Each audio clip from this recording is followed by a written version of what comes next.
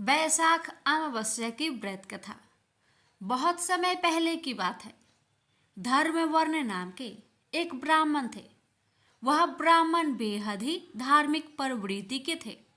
वो हमेशा व्रत उपवास करते रहते।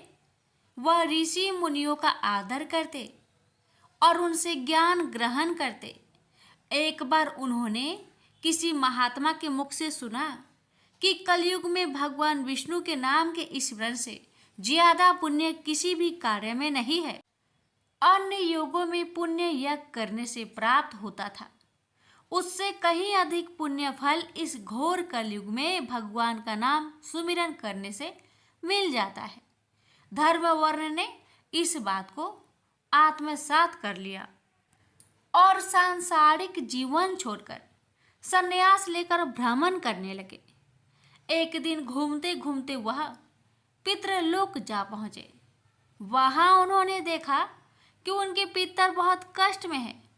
पितरों ने ब्राह्मण को बताया कि उनकी ऐसी हालत तुम्हारे संन्यास के कारण हुई है, क्योंकि अब उनके लिए पिंडदान करने वाला कोई शेष नहीं है।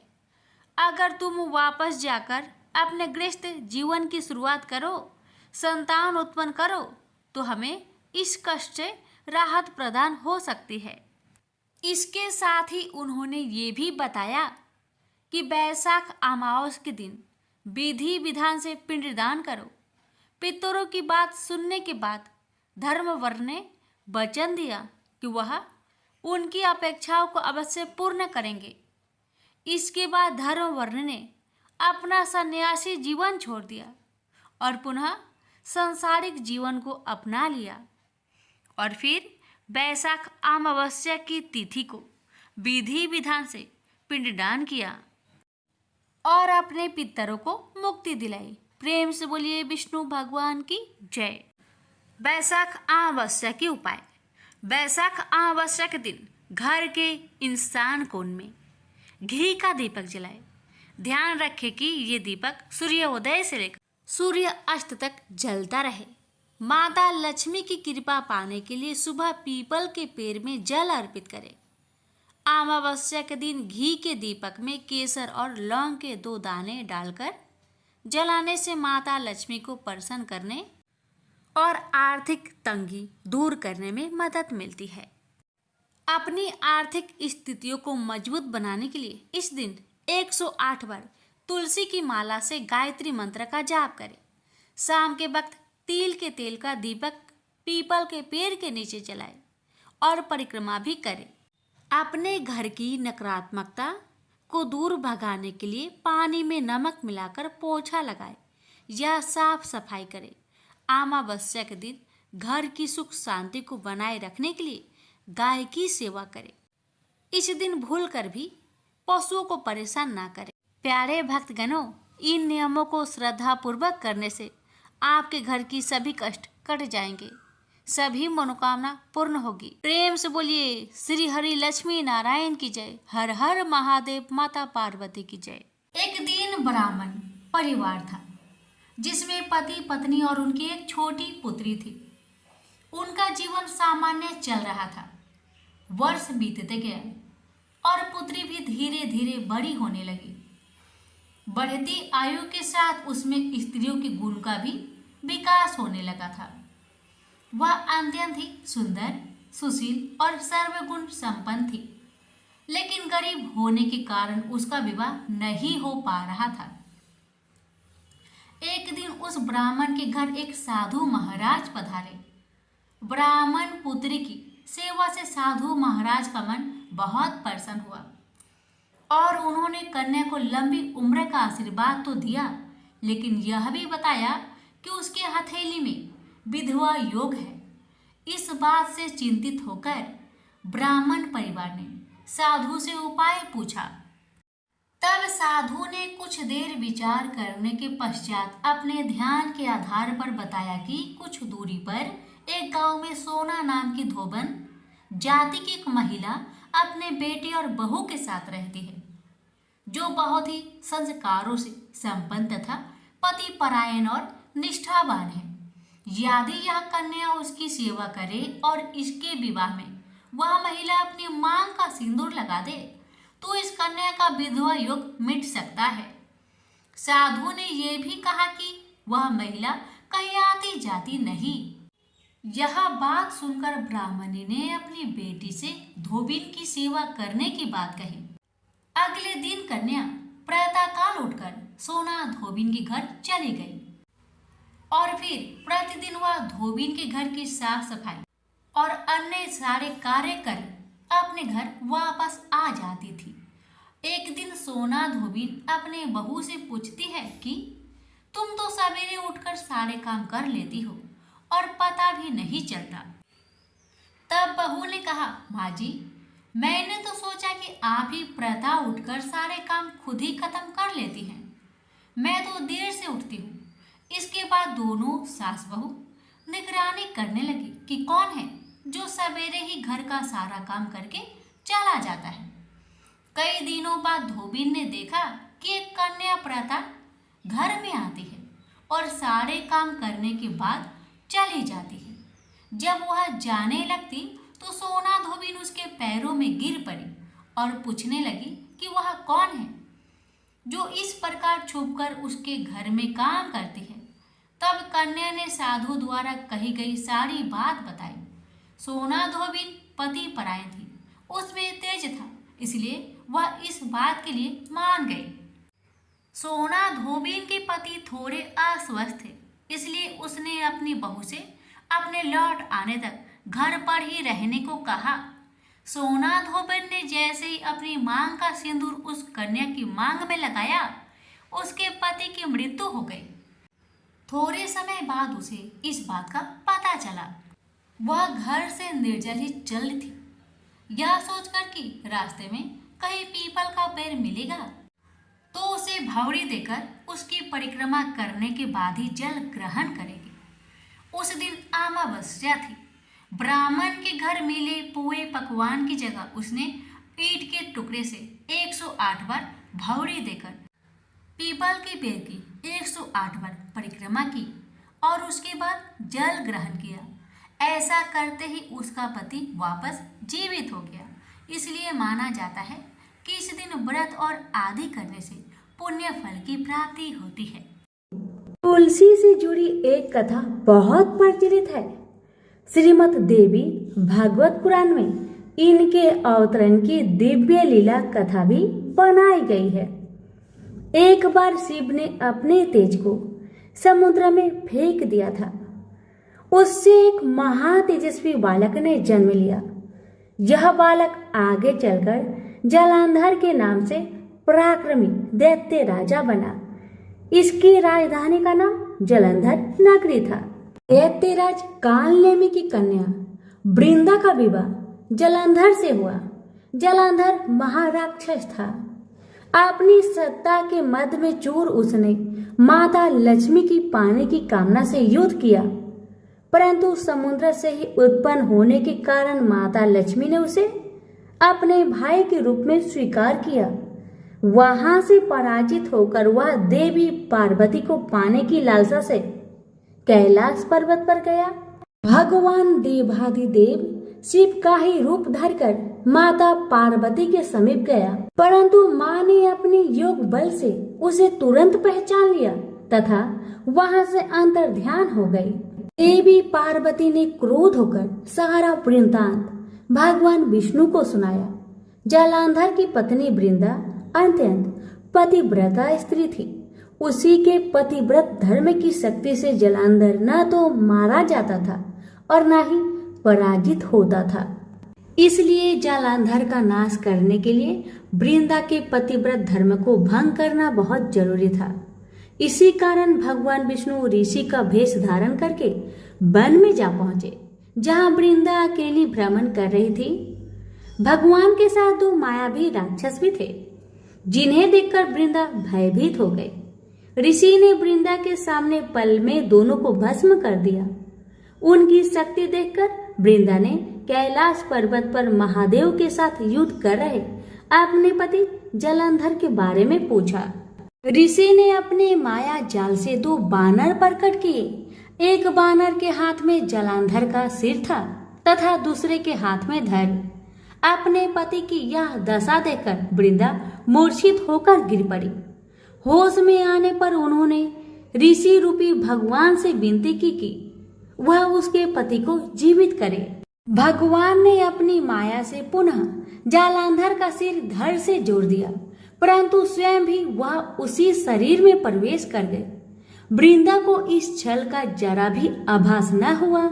जालंधर बने भगवान के साथ वृंदा पतिव्रता का व्यवहार करने लगी, जिससे उसका अस्तित्व भंग हो गया। ऐसा होते ही वृंदा का पति जालंधर युद्ध में हार गया।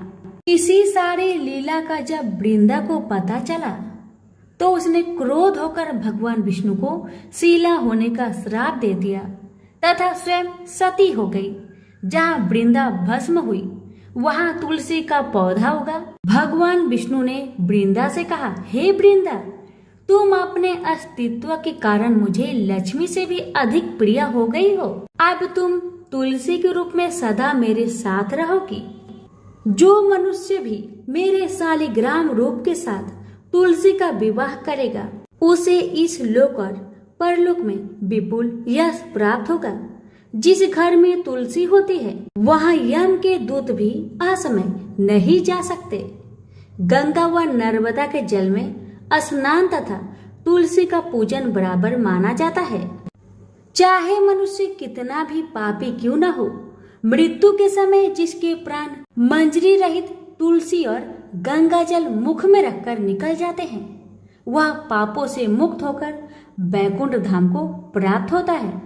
जो मनुष्य तुलसी व आंवलों की छाया में अपने पितरों का श्राद्ध करता है उसके पितर मोक्ष को प्राप्त हो जाते हैं। उसी दैत्य जालंधर की यह भूमि जालंधर नाम से विख्यात है।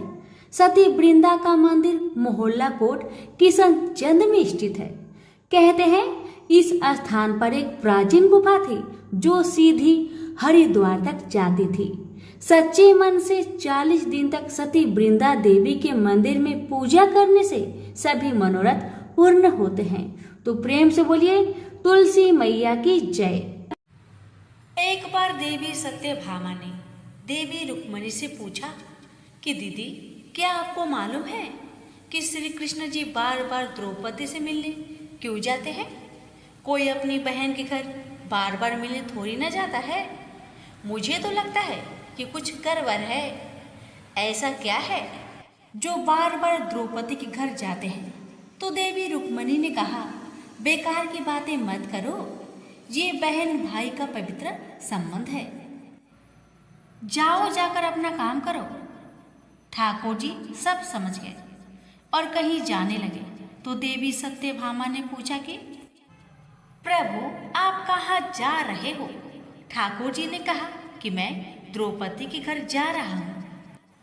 अब तो सत्यभामा जी और बेचैन हो गई और तुरंत देवी रुक्मणी से बोली, देखो दीदी, फिर वही द्रौपदी के घर जा रहे हैं।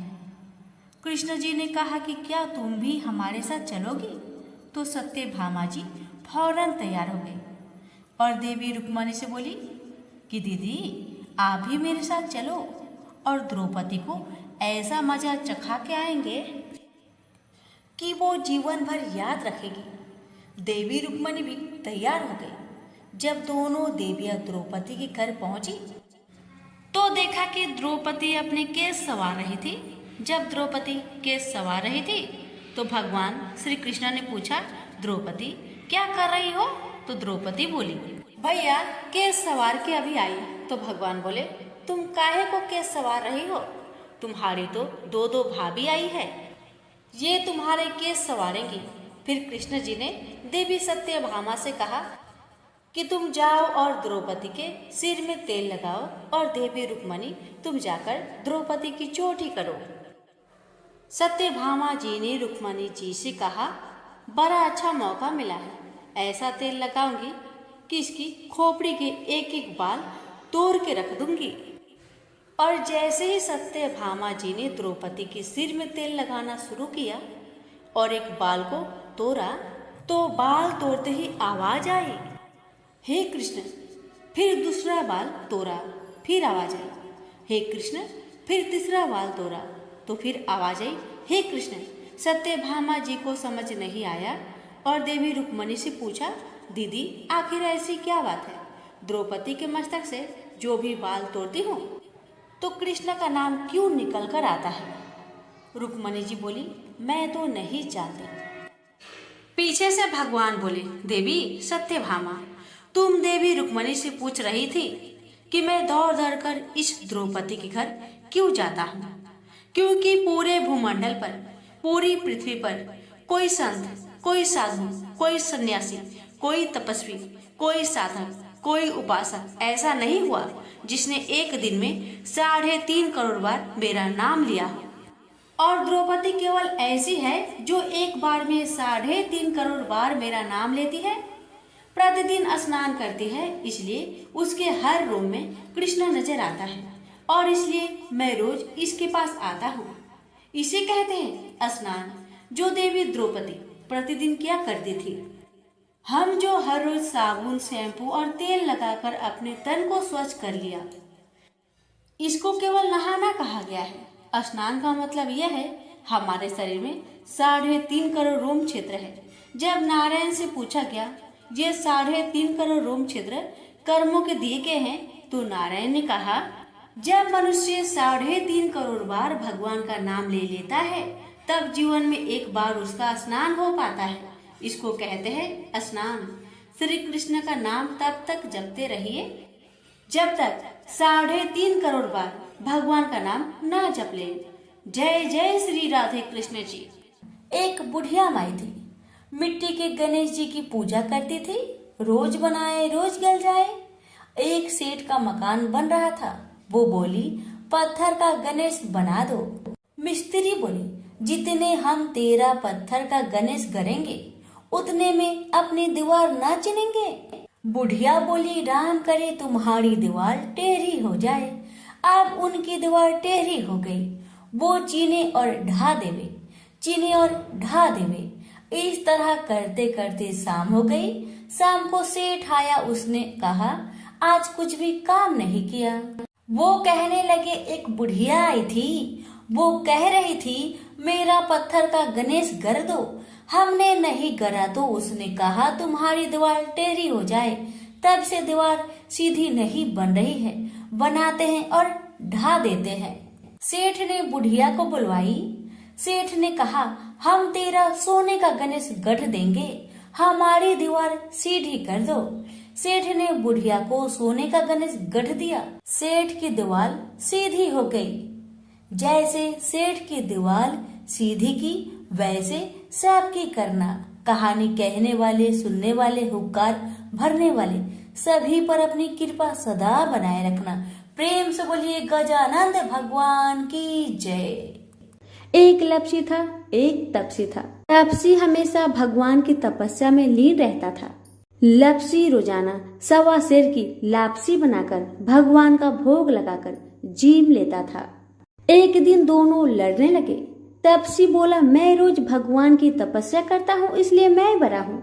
लपसी बोला, मैं रोज भगवान को 1.25 सेर लापसी का भोग लगाता हूँ इसलिए मैं बड़ा हूँ। नारद जी वहाँ से गुजर रहे थे। दोनों को लड़ता देखकर उनसे पूछा कि तुम क्यों लड़ रहे हो? तपसी ने खुद के बड़ा होने का कारण बताया और लपसी ने अपना कारण बताया। नारद जी बोले, तुम्हारा फैसला मैं कर दूंगा। दूसरे दिन लपसी और तपसी नहाकर अपनी रोज की भक्ति करने आए तो नारद जी ने छुपकर 1.25 करोड़ की एक एक अंगूठी दोनों के आगे रख दिए। तपसी की नजर जब अंगूठी पर पड़ी तो उसने चुपचाप अंगूठी उठाकर अपने नीचे दबा लिया। तपसी की नजर अंगूठी पर पड़ी लेकिन उसने ध्यान नहीं दिया। भगवान को भोग लगाकर लपसी खाने लगा। नारद जी सामने आए तो दोनों से पूछा कि कौन बड़ा है, तो नारद जी ने तपसी से खड़ा होने को कहा। वो खड़ा हुआ तो उसके नीचे दबी अंगूठी दिखाई पड़ी। नारद जी ने तपसी से कहा, तपस्या करने के बाद भी तुम्हारी चोरी करने की आदत नहीं गई, इसलिए लपसी बड़ा है और तुम्हें तुम्हारी तपस्या का कोई भी फल नहीं मिलेगा। तपसी शर्मिंदा होकर माफी मांगने लगा। उसने नारद जी से पूछा, मुझे मेरी तपस्या का फल कैसे मिलेगा?